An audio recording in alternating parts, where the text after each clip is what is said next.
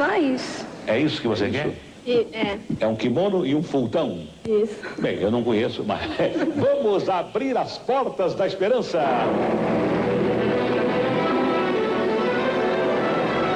acho que já vai embora.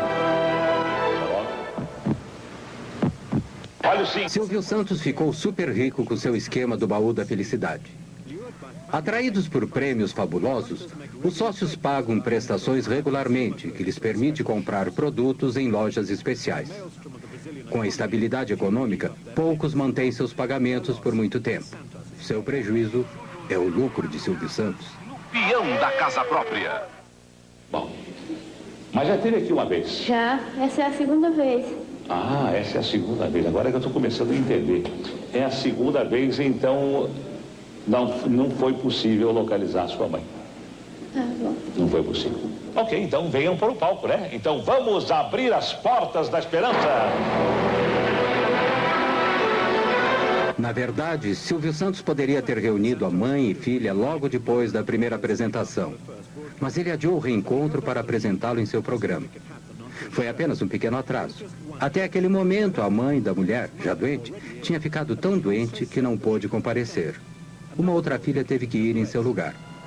Se seu partido não tivesse sido desqualificado em função de algumas questões técnicas, Silvio Santos teria sido candidato à presidência do Brasil em 1989. Globo e você, tudo a ver. A visão comum da Globo com sua audiência é mostrada todos os domingos no Fantástico. Desde 1973, este show de shows, este show da vida, utilizando notícias, diversão e falso otimismo, tem sido o carro-chefe da programação de domingo à noite na Globo.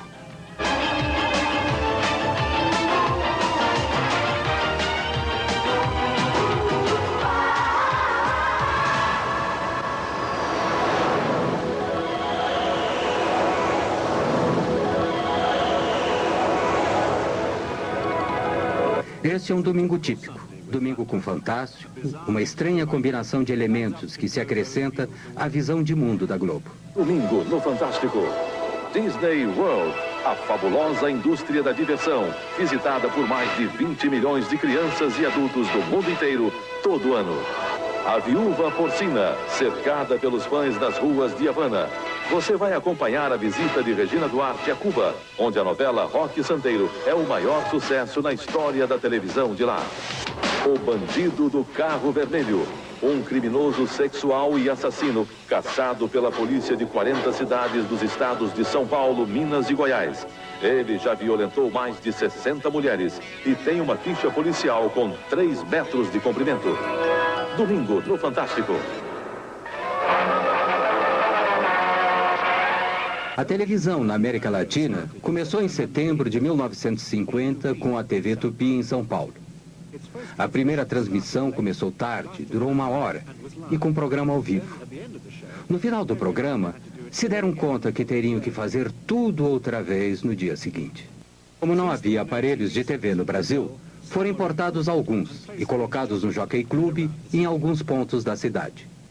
Assis Chateaubriand, que era na época o principal magnata dos jornais brasileiros, começou a TV Tupi contrariando conselhos de quase todos. A produção da Tupi era direcionada à elite que podia se dar ao luxo de ter televisões. O Repórter Esso, inicialmente um programa de rádio, era o principal programa jornalístico. Os jornalistas do Brasil. A Tupi também trouxe para a televisão, diretamente do rádio, a novela tipicamente latino-americana, Com Sua Vida Me Pertence. Juscelino Kubitschek foi eleito presidente em 1955. Ele prometeu fazer o Brasil crescer 50 anos em apenas 5. Esta política trouxe fuscas de fabricação nacional, urbanizou a população, introduziu uma inflação endêmica e agravou a situação da dívida externa. O símbolo do novo Brasil era Brasília, a nova capital. No meio do nada, no meio do país, foi oficialmente inaugurada em 1960. A TV Excelsior, propriedade de um rico produtor de café e dono de uma companhia de aviação, começou em São Paulo em 1960. Marcou uma nova fase no mercado de canais de TV no Brasil.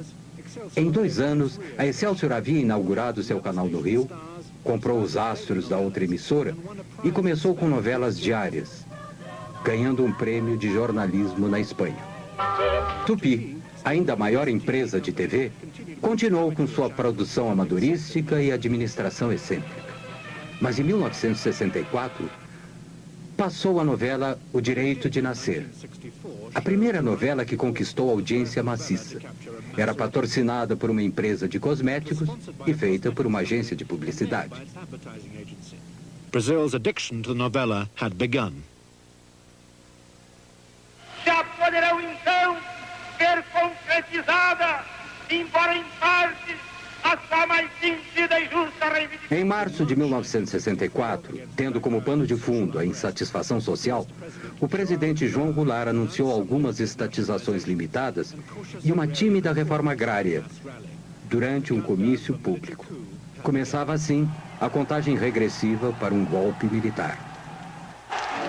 A direita foi às ruas. Em São Paulo, 500 mil de pessoas participaram da Marcha da Família com Deus pela Liberdade.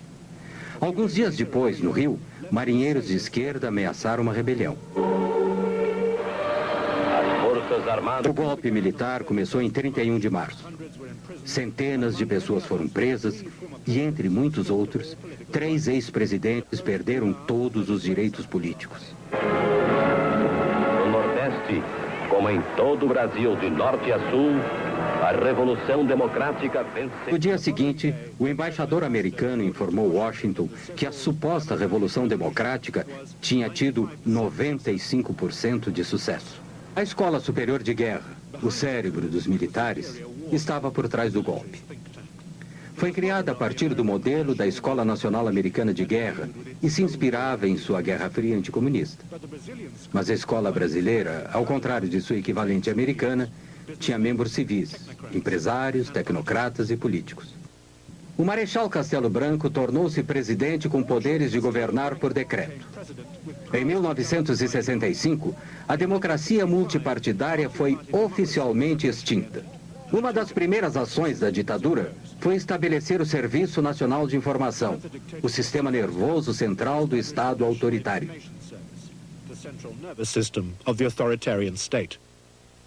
A TV Globo foi ao ar no Rio de Janeiro em 26 de abril de 1965, pouco mais de um ano depois do golpe militar. Nem sequer sonhava com uma rede de televisão.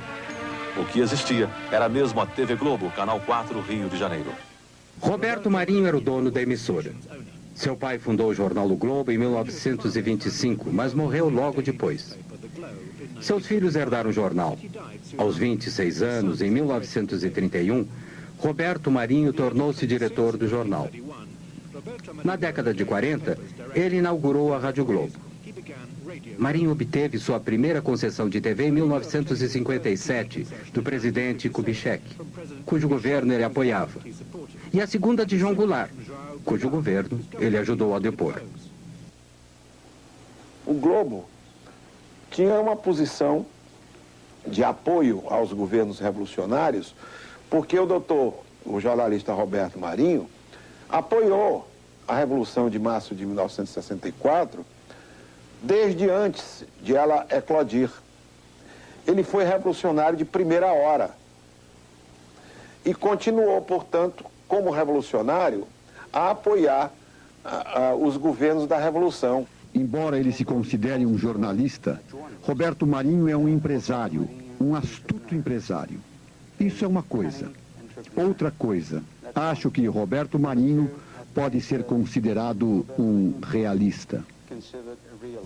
Em 1962, Roberto Marinho assinou um contrato de assistência para a TV Globo com o grupo Time Life americano. Time Life tinha alguns interesses menores na Venezuela, Argentina e aqui no Brasil. Eles pensavam que havia um mercado em crescimento naquela época, que no final poderia lhes ser útil. Since the agreement gave Time Life, a foreign company, an interest in a Brazilian media company, it appeared to be contrary to Brazilian law. But it did give Marinho a crucial edge. A Globo surgiu com financiamentos de um acordo feito entre o grupo Time Life. E esse financiamento chegava a um ponto de que a estação, a emissora Globo, no Rio de Janeiro, a emissora, ela tinha uma montagem e recursos da ordem de 6 milhões de dólares, enquanto que a melhor estação de televisão do grupo da Tupi, que era a segunda maior rede na época, a melhor tinha sido montada com 300 mil dólares. Os primeiros 8 meses da TV Globo foram um fracasso evidente. E Walter Clark, à época com 29 anos, foi contratado para dirigir a emissora.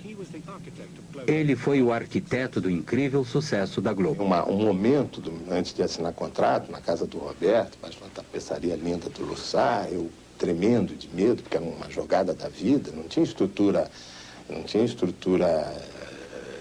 de vivência de negócio para assumir aquilo, porque a Globo estava fadada a quebrar. Ela tinha 4 meses de vida. Faturava, na ordem, ela faturava 180 e gastava 700. As enchentes desastrosas no Rio de 1966 marcaram um momento decisivo da TV Globo. A Globo fez a cobertura das enchentes ao vivo.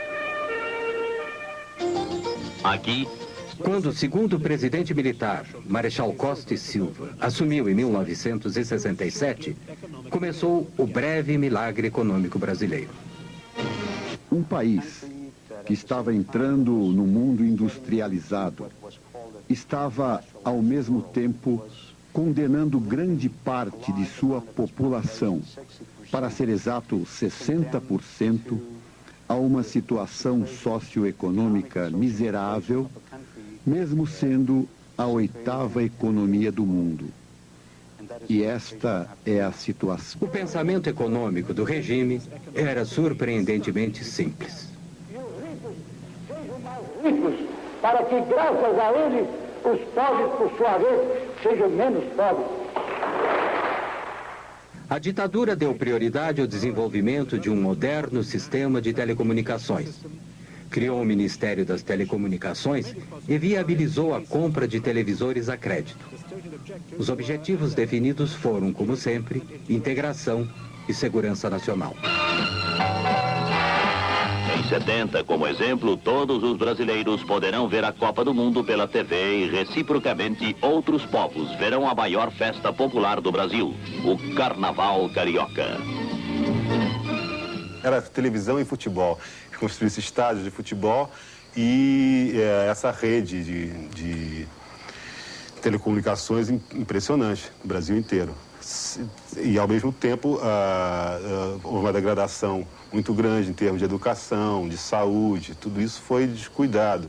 No final dos anos 60, o videotape e as redes nacionais se uniram para destruir a produção local de programas. As produções ficaram centralizadas no Rio e em São Paulo.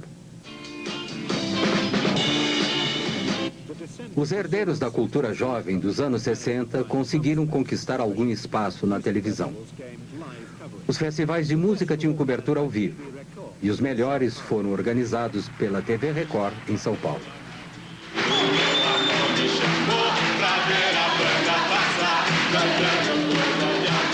A minha gente sorriu, despediu-se da dor pra ver a banda passar, cantando coisas de amor. Eu vou sem documento, nada no bolso ou nas mãos. Eu quero seguir vivendo. Amor, eu vou, por que não? Por que não?